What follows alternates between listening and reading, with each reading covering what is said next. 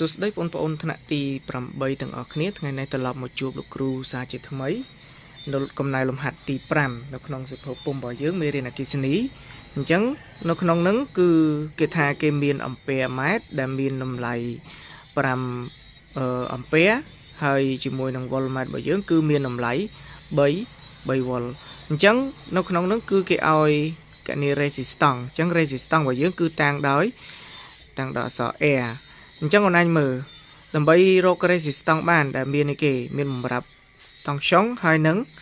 ចរន្តអគ្គិសនីអញ្ចឹងអូនឯងអាចរកតាមរូបមន្តបាទតាមច្បាប់អូមនេះច្បាប់អូមគឺស្មើជាមួយនឹង V ស្មើនឹង R គុណនឹង E អញ្ចឹងដោយសារតែយើងចង់រក resistance R អញ្ចឹងដើម្បីរក resistance R អូនឯងនាំមក R ស្មើគេបាទនាំមក R ស្មើV ចែកឲ្យ E តោះអញ្ចឹងបន្ទាប់ពីយើងទាញរូបមន្តបានហើយគឺយើងត្រូវបាទដាក់បំប្រាប់មកគេមានបាទគេមានគេអូនគឺបាទតង់ខ្យង V របស់យើងគឺស្មើនឹង3វ៉ុលហើយជាមួយនឹងបាទចរន្ត E របស់យើងគឺស្មើនឹងម៉ានអាំពែអូនគឺ 0.5 អំពែអញ្ចឹងអូនឯងអាចជំនួសរូបមន្តជំនួសតម្លៃលេខចូលនៅក្នុងរូបមន្តបានបាទអញ្ចឹងនាំឲ្យR ស្មើនឹងគេ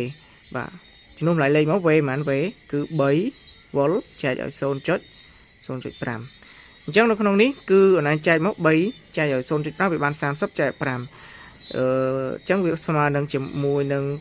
6ណាអូនឯងយក3ចែក 0.5 មកគឺស្មើនឹង6 R នេះគឺຂະຫນາດគិតជាគេ R គឺຂະຫນາດគិតជាអូមអញ្ចឹងឯអូនបាទអញ្ចឹងអូនឯងដូចនេះមកដូចនេះបាទដូចនេះ resistance R បាទស្មើនឹង6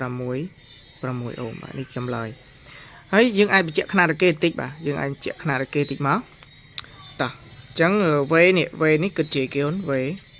V នេះគឺគិតជាវ៉ុលបាទយើងបញ្ជាក់ຂະຫນາດរកេមកណាហើយនឹង R របស់យើងគិតជាគេ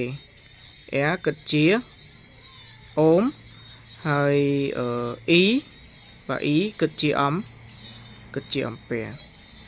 បាទប៉ុណ្ណឹងចម្លើយរបស់យើងអញ្ចឹងបងប្អូនដែលមានចម្ងល់បាទឬក៏ចង់សាកសួរលំហាត់អីបន្ថែមអាច comment នៅក្នុងខ្ទង់ comment ខាងក្រោមពេលដែលលោកគ្រូឃើញ comment លោកគ្រូនឹងឆ្លើយនៅក្នុង